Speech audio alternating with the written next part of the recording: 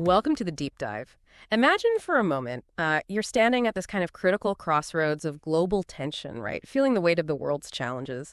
And you're striving, really trying to figure out how to navigate it all with, well, with integrity, purpose, and a sense of true north. That's precisely where we're headed today as we embark on a journey into some wisdom that guides exactly that kind of navigation. For our listeners, especially those, familiar with our focus here on Baha'i on Air, we're undertaking a very timely and, I think, profoundly relevant deep dive today. The world, as we all acutely feel, it's brimming with palpable concern, particularly with the recent, frankly, heart-wrenching events unfolding in the Middle East. In such moments, the universal human desire for peace and understanding, it doesn't just feel vital, it becomes an urgent, almost desperate plea amidst all the complexity and sorrow. And that's exactly why we're turning our attention to something incredibly significant. A recent letter from the National Spiritual Assembly, which, for those new to our discussions, is the national governing body for the American Baha'i community dated June 16th, 2025. This letter directly addresses the Middle East conflict and, critically, the Baha'i principle of nonpartisanship. What makes this even more compelling and truly the heart of our discussion today is its direct connection to an earlier foundational letter from the Universal House of Justice, the supreme governing body of the Baha'i faith dated December 1st, 2019. These aren't just, isolated pieces of guidance. They are deeply interconnected, building upon each other to offer profound insights for navigating these turbulent times. What's truly fascinating here, and I think this is a crucial insight for anyone grappling with how to contribute meaningfully to a fractured world, is how specific guidance issued in a moment of heightened tension like the recent events in the Middle East so powerfully reinforces fundamental timeless principles.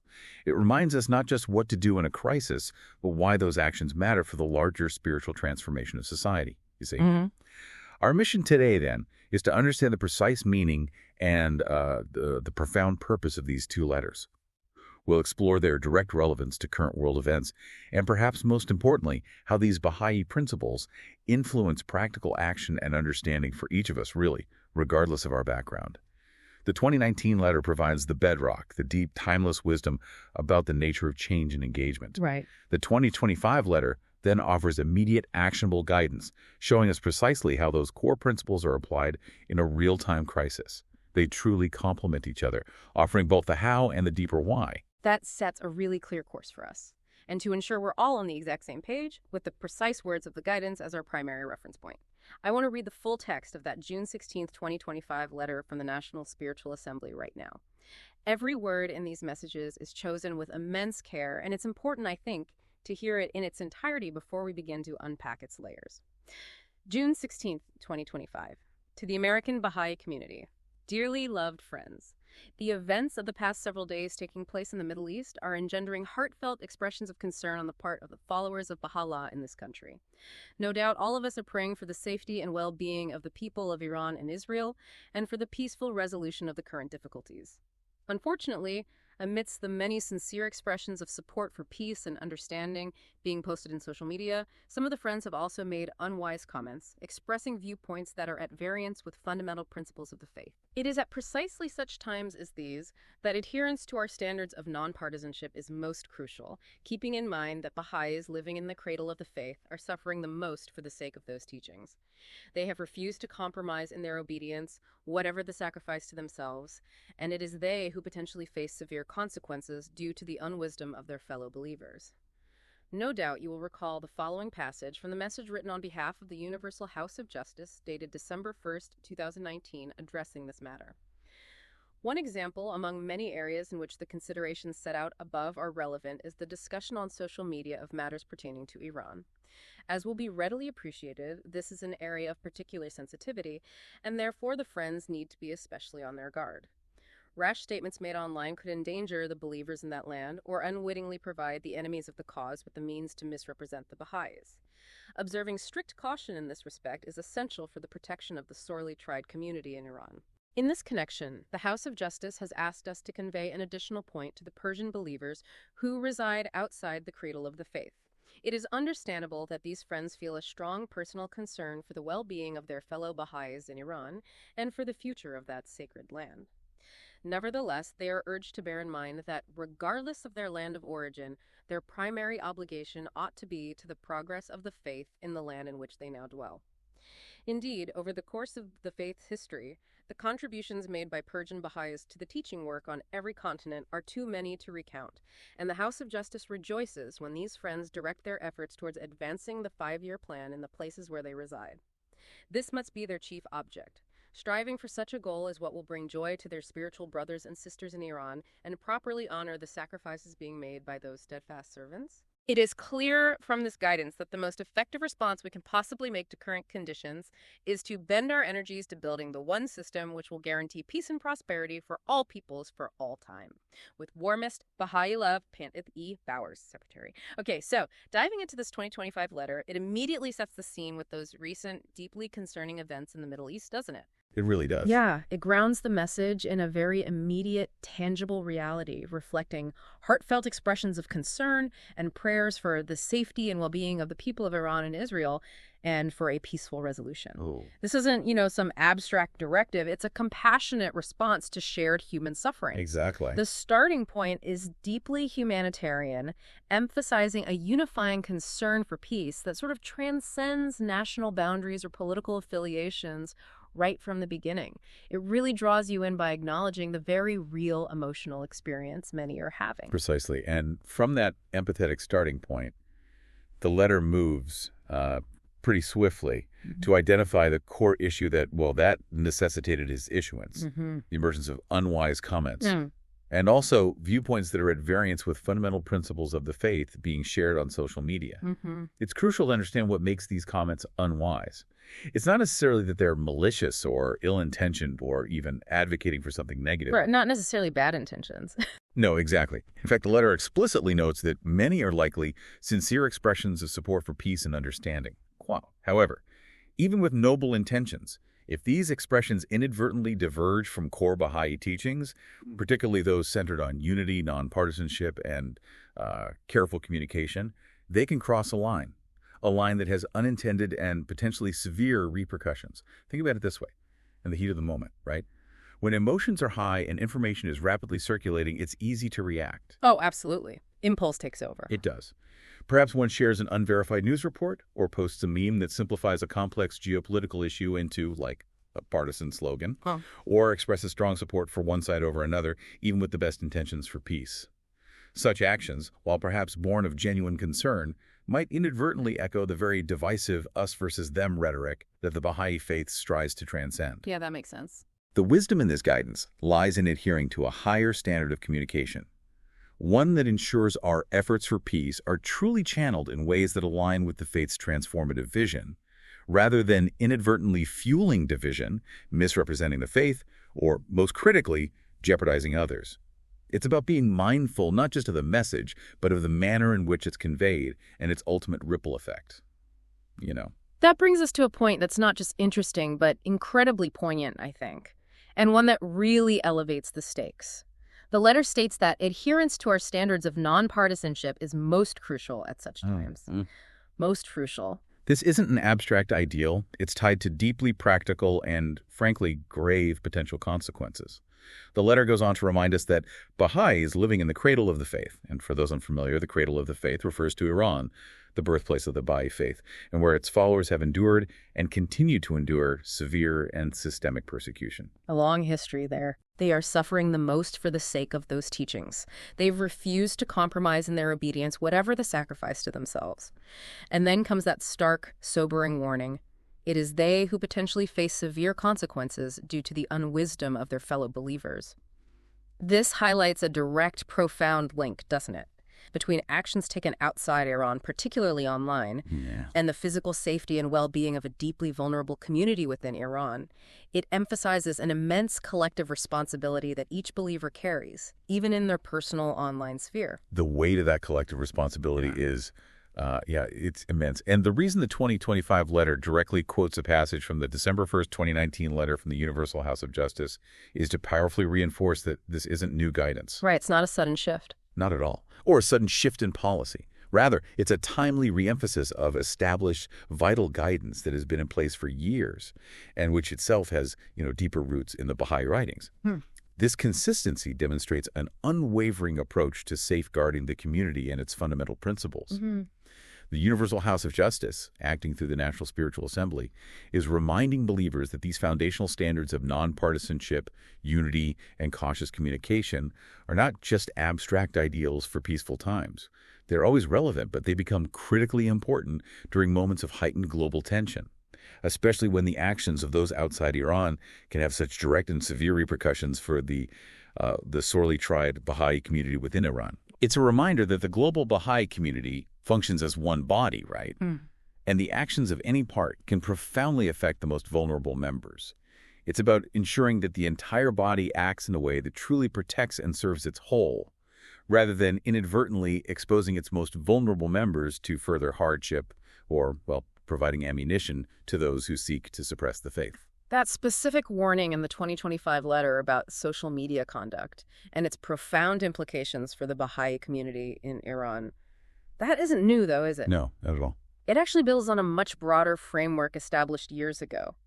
Could we turn our attention to that foundational December 1st, 2019 letter from the Universal House of Justice? Because it truly sets the stage for everything we're discussing. Absolutely. It's key context. This letter wasn't just about Iran or even just social media. It was about the broader, troubling conditions facing the world's peoples and the very nature of public discourse itself.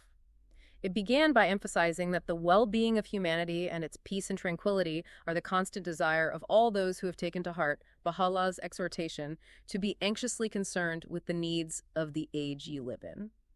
This sets a really expansive, universal context for the guidance, showing that Baha'is are inherently concerned with the state of the world, not, detached from it. Indeed.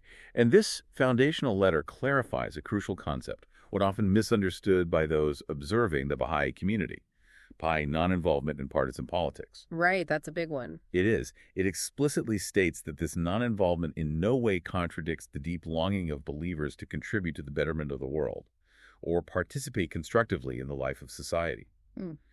Instead, it's about discerning how true, lasting change is achieved. Okay, so it's about the how. Exactly. The letter explains that engaging in conventional political activity, meaning aligning with specific parties, endorsing candidates, or participating in highly polarized political debates, would only dissipate the community's energies and fail to bring about this change. This is a profound contrast to, conventional activism, which often seeks change by operating within or trying to influence existing partisan frameworks. The Baha'i perspective, articulated here, is that true, lasting change must arise from the spiritual transformation of society. Spiritual transformation, that's the core. That's the core. This isn't a passive hope, it's a radical, active strategy.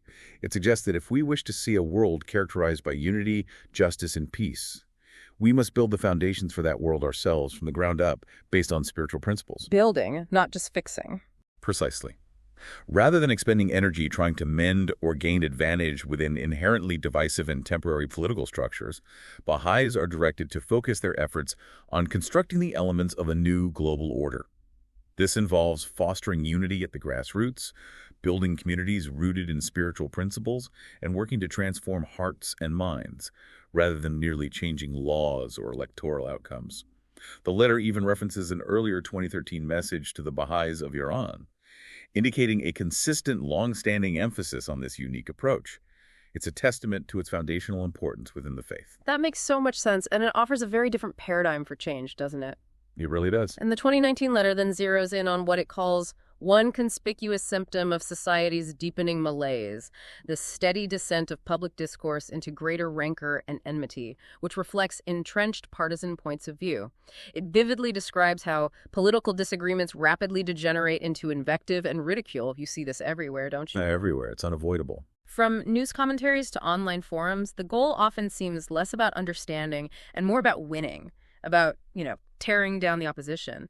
This paints a very clear picture of the increasingly hostile and polarized environment that Baha'is, and indeed all of us, are navigating in public conversations, especially online. It's a truly challenging landscape to maintain unity, let alone build it, amidst such pervasive negativity. Absolutely. And this is precisely where the letter delves into the specific and often, insidious impact of social media and related communication tools. Right, the tools themselves. Exactly. It highlights how these tools, by their very design, tend to give the greatest exposure to all that is controversial.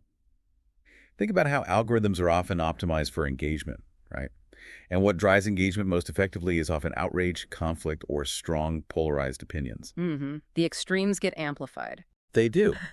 Furthermore, these platforms allow for instant, impulsive dissemination, making momentary lapses of judgment and incautious actions more likely and their residue more enduring.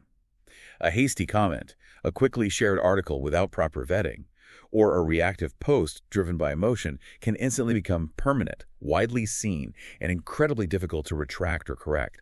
The very architecture of these digital platforms, designed for rapid interaction and virality, inherently incentivizes and amplifies controversy. Yeah. This creates an environment where even well-meaning individuals can make mistakes that have lasting repercussions, not just for their own reputation, but, as we saw with the 2025 letter, for the safety and good name of the wider community.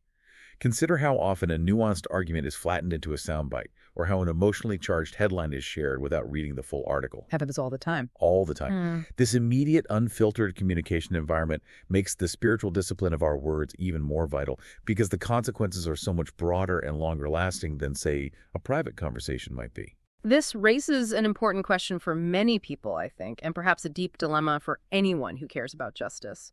If Baha'is are meant to refrain from political controversies and conflicts of all kinds, as Abdu'l-Bahá and Shoghi Effendi both counseled, how does one engage with pressing social issues, which one inherently wants to do out of a deep desire for service to humanity without falling into those very traps of partisanship and division? That's the tension, right? Exactly. The letter acknowledges this very challenge, noting how an unexpected development can turn an uncontroversial issue into one that divides people along partisan lines. It also points out how unhealthy modes of expression common in the political sphere, like name-calling, hypercriticism, or tribalistic loyalty, can transfer into other areas of discourse, infecting even seemingly neutral conversations. It spills over. It really does. This isn't just about party politics, then, is it? It's about a pervasive, almost contagious style of interaction that we all need to be wary of. The letter goes on to give us some really relatable examples of how this plays out, especially in the uninhibited realm of social media. It says that wrongs, both real and imagined, are quickly magnified, stirring feelings like righteous indignation, the powerful urge to promote one's point of view, or an eagerness to be seen as the source of new information. Oh, yeah, that drive to be first or the one who exposes something. Right. We've all seen this, perhaps even felt that impulse ourselves. It's the urge to correct, to expose, to defend, or simply to be in the know and break news. But the analysis here is critical. Even actions that seem harmless or even well-intentioned can, on closer examination, be serving to deepen social divides, fuel differences between opposing groups, and perpetuate disagreements, driving away possibilities for consensus and the search for solutions. And perhaps most importantly, and this is a subtle but profound warning, the letter says that reacting to provocative content, even to refute it, even trying to argue against it, exactly, may have the effect of unwittingly strengthening and increasing the exposure of the original sentiment and exacerbating matters. It's a powerful caution against getting drawn into the very patterns of division we wish to transcend, almost like feeding the beast you're trying to tame. This is a truly profound insight into the often unseen mechanics of online polarization and how it subtly shapes our interactions. The inherent design of social media platforms often rewards immediate emotional responses, making it incredibly easy for individuals to be pulled into a reactive cycle. Right. The algorithm loves that. It does. The letter's analysis here is deeply perceptive. It's not just about what you say, but how your engagement contributes to the overall dynamic of discourse. If the ultimate aim is to foster unity, understanding, and consensus, then merely amplifying a problematic statement, even in disagreement or to refute it, can be counterproductive. It's like pouring gasoline on a small fire. Even if your intention is to put it out, if your method of engagement just spreads the flame or gives it more oxygen, well, you're not achieving your ultimate goal. This guidance encourages a deliberate pause, right? A moment of spiritual reflection before communicating online. Taking that breath. Taking that breath. It asks us to consider the ultimate purpose of our communication and to act with intention. It compels you to ask, am I truly contributing to a constructive solution? Or am I deepening the divide, even inadvertently? Am I elevating the discourse or simply adding to the noise and rancor? This moves beyond simple political neutrality to a rigorous spiritual discipline of communication itself, requiring a high level of self-awareness and conscious choice in every online interaction. It's a call to elevate not just our content, but our very presence and interaction style in the digital sphere. Following from that crucial understanding, the letter then shifts to proactive guidance for Baha'is on how they should approach using technology. It emphasizes the need to be conscious and conscientious users of any technology, and to apply insight and spiritual discipline to all our online interactions. This isn't just about a list of prohibitions, It's about cultivating a certain mindset, a particular quality of presence and interaction. Mm-hmm. More than just rules. Exactly. The guidance is clear. Believers should look to the lofty standards of the cause to guide them at all times in the way they express themselves. This elevates communication from a casual, spontaneous act to an act of spiritual expression, a reflection of one's deepest commitment to the faith's principles. It calls for a level of intentionality and mindfulness that often stands in stark contrast to the impulsive, often reactive nature prevalent on social media where, instant gratification and emotional responses frequently take precedence over thoughtful engagement. So, what does this all mean for the very words we choose? The letter grounds this discussion in the profound wisdom of Bahá'u'lláh, the prophet founder of the Baha'i faith, which gives this entire discussion immense spiritual weight. It quotes him here, and it's truly remarkable. Every word is endowed with a spirit. Wow. Therefore, the speaker or expounder should carefully deliver his words at the appropriate time and place, for the impression which each word maketh is clearly evident and perceptible. The great being saith, one word may be likened unto fire, another unto light, and the influence which both exert is manifest in the world. Fire or light? Fire or light. This passage powerfully highlights the spiritual weight and palpable impact of every utterance, especially magnified in the boundless echo chamber of social media. It forces us to consider the profound intention and the far-reaching consequence of our words. Will they be fire, divisive, destructive, inflammatory, burning bridges and creating animosity? Or will they be light, unifying, illuminating, guiding towards understanding, healing, and peace? It's a powerful reminder that our words aren't just information. They carry a spiritual force that actively shapes reality and human relationships. It truly is. And building on that profound principle, the letter expands on specific precepts for social media conduct, emphasizing that these must be applied even more scrupulously in the online realm than in face-to-face interactions. Even more carefully online. Why is that? Well, I think it's because of the points we just discussed. The amplification, the permanence, the potential for misinterpretation, the lack of nonverbal cues. Right. Makes sense. So this isn't about creating new rules for the internet. It's about rigorously applying foundational Baha'i principles to a new, complex medium. Firstly, there's the prohibition on backbiting. Online, this can manifest in countless insidious ways, can't it? Oh, definitely. Spreading rumors. Spreading rumors, engaging in gossip through DMs or private groups or speaking ill of others, often anonymously or behind the shield of a screen, with little accountability. The spiritual harm of backbiting is immense. It poisons trust, damages reputations, and erodes unity. Mm-hmm. Online, where content can spread instantly and widely, the destructive potential is just magnified exponentially. Secondly, there's the counsel to see the world with their own eyes and not through the eyes of others. Independent investigation of truth. Exactly.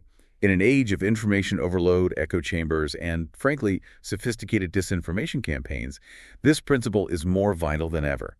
It means resisting the urge to simply parrot narratives or opinions, especially those that are politically charged or designed to incite. Yeah, avoid just jumping on the bandwagon. Right. It demands a critical questioning approach to the information we consume and share, rather than passively accepting what's presented or what aligns with our existing biases. It asks us to fact-check, to seek out diverse perspectives, and to engage our own intellect, rather than surrendering to the prevailing sentiment of a group or, an algorithm. Thirdly, there's the fundamental need to uphold the oneness of humanity and avoid a mindset of us and them. That seems incredibly challenging today. It is perhaps the most challenging in a world increasingly fractured by identity politics, nationalism, and partisan divides. Online, it's all too easy to fall into tribalistic thinking, to demonize opposing viewpoints or groups, or to celebrate the downfall of those we disagree with. The Baha'i principle directly counters this, urging believers to always seek the common ground, to see the inherent nobility in every human being, and to affirm the underlying unity of all people. Practically, this means avoiding language that reduces individuals or groups to stereotypes, refraining from celebrating schadenfreude, and actively seeking opportunities to bridge divides rather than widen them, even when faced with significant disagreement. Finally, the letter emphasizes the principles of consultation and the necessary decorum associated with it. Okay, consultation online, how does that work? Well, while formal Baha'i consultation involves specific structures for collective decision-making, the spirit of consultation, things like respect, humility, a non-adversarial searching for truth, focusing on ideas, not personalities, detachment from one's own opinions. Ah, okay, the spirit of it. That spirit absolutely should inform our informal online discussions. Online environments often reward aggression, quick comebacks, personal attacks. Yeah, they do. Applying the decorum of consultation means engaging with civility, listening thoughtfully, even if it's reading softly, expressing views constructively, and always aiming for deeper understanding and unity, even when discussing sensitive or controversial topics. These principles, which guide respectful dialogue in the Baha'i community, are even more critical online, where genuine understanding can be so quickly lost amidst the noise and vitriol. That's a vital point. Applying the spirit of these profound principles to that often chaotic and anonymous online space. So what happens when you, the listener, come across a Baha'i posting something that seems to go against these very clear standards? What do you do then? That's a good question. The letter acknowledges this reality head-on, stating it would be wrong to conclude that such behavior must therefore be unobjectionable, condoned, or even encouraged. Right. You don't just assume it's okay because someone else did it. Exactly. This is important because it prevents a slippery slope where one person's unwise action becomes a precedent or an excuse for others. It emphasizes that while individual dignity is paramount, the spiritual standards of the faith are clear and universally applicable to all Baha'is, serving as a guide for collective behavior, not just individual conscience. Exactly. And the letter implicitly notes that Baha'i institutions do have a role in counseling individuals in such instances, upholding the integrity of the faith's principles while, nurturing its members. It mentions that not infrequently, Baha'i institutions have had to counsel individuals about their actions online, but importantly, they do so wherever possible, with discretion, out of respect for the dignity of the persons in question. Discretion is key there. Very key. This highlights a delicate but crucial balance. Upholding the principles and standards of the faith, which are essential for its integrity and the safety of its members, while also ensuring individual dignity and maintaining a spirit of loving guidance and spiritual growth, rather than, say, punitive action or public shaming. It reinforces that the aim is always education, growth, and understanding within the community, encouraging individuals to align their actions more closely with these foundational teachings. Now, let's circle back to the specific example of Iran, which is really the core connection between these two letters and gives the 2025 letter its immediate urgency. Yes, the focal point. The 2019 letter, explicitly quoted in the 2025 message, highlights that the discussion on social media of matters pertaining to Iran is an area of particular sensitivity. Yeah. Why is this so crucial, especially given what we heard earlier about the severe risks to Baha'is living in Iran? This specific focus on Iran underscores a critical and, frankly, sobering reality.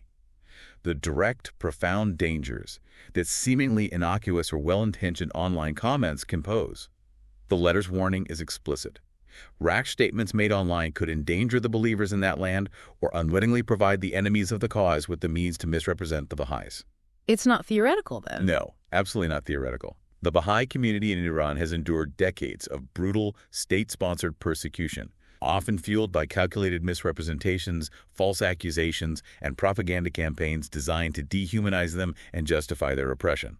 The Iranian government meticulously monitors online discourse related to Baha'is, both inside and outside the country, a known fact. So, a comment made by a Baha'i in, say, the United States that expresses a partisan political view on Iran or criticizes the government in a way that aligns with opposition groups could easily be twisted.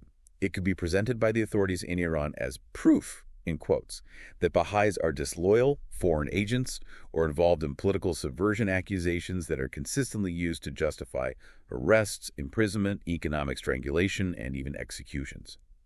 Therefore, the guidance that observing strict caution in this respect is essential for the protection of the sorely tried community in Iran carries immense weight. Immense. It's not about silencing legitimate concern or truth. It's about exercising profound strategic prudence and demonstrating a deep sense of responsibility for the safety of fellow believers who are in a uniquely vulnerable, life-threatening position.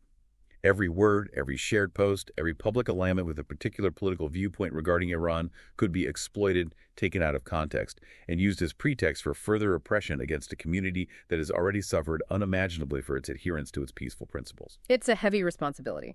It is. It's a powerful illustration of the global unity of the Baha'i community, where the actions of one member, however geographically distant, can have immediate and grave consequences for another. That truly puts a profound weight on our online conduct and makes it clear this isn't just about abstract principles. The letter then shifts focus to very specific guidance for Persian Baha'is living outside Iran, which the 2025 letter directly quotes from the 2019 letter. This is a really poignant and empathetic part of the guidance, acknowledging deep personal concern, but then redirecting energy in a very specific, and I would say maybe counterintuitive way. Well, it can seem that way at first, yeah. It validates the strong personal concern for fellow Baha'is in Iran and for the future of that sacred land. This isn't dismissing their feelings. It's recognizing a natural human empathy, the deep connection they feel to their land of origin and their spiritual brothers and sisters enduring hardship there. Exactly. The Universal House of Justice, through the National Spiritual Assembly, conveys this additional point specifically to Persian believers residing outside the cradle of the faith.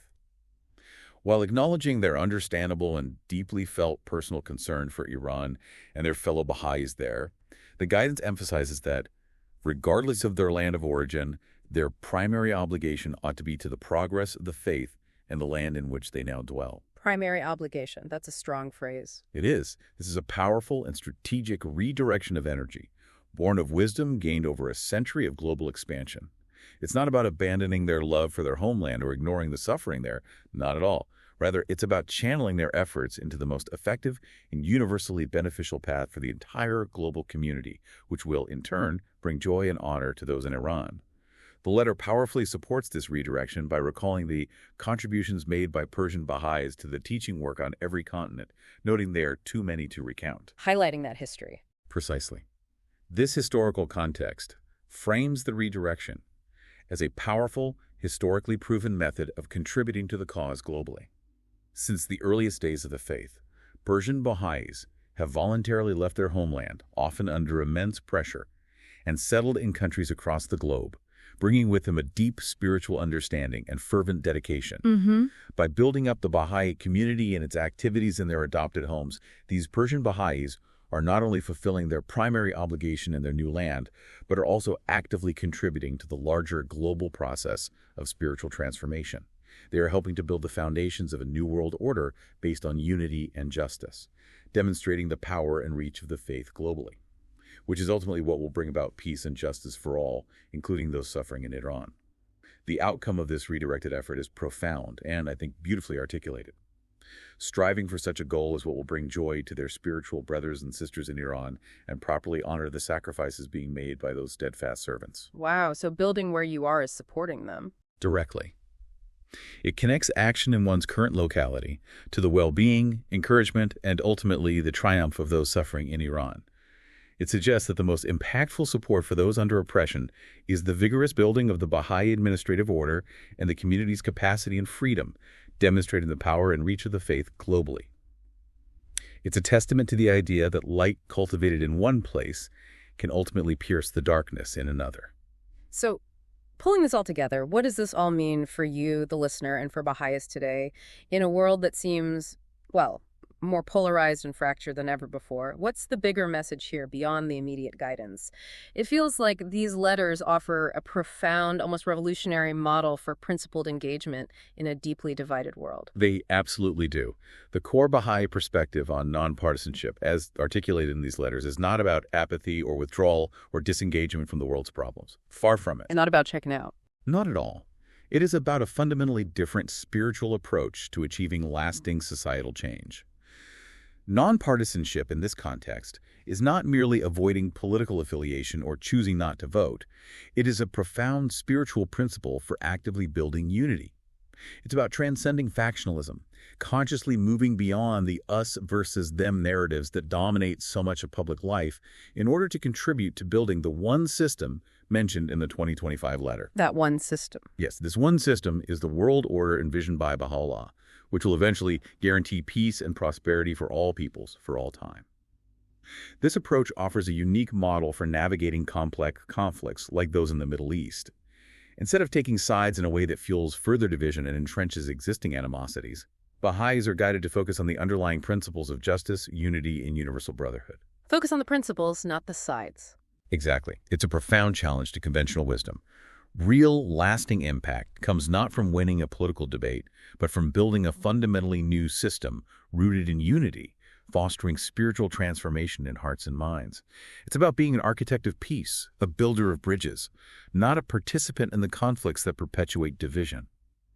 This perspective suggests that rather than trying to fix broken political structures from within, the more effective and enduring path is to build something entirely new, embodying the principles of the future unified world. That's a truly crucial distinction, a very different way of looking at how change happens in the world. And practically speaking, how do these letters influence Baha'is today in their daily lives, especially given, the omnipresence of social media, the relentless flow of global news, and the pressure to take a stance?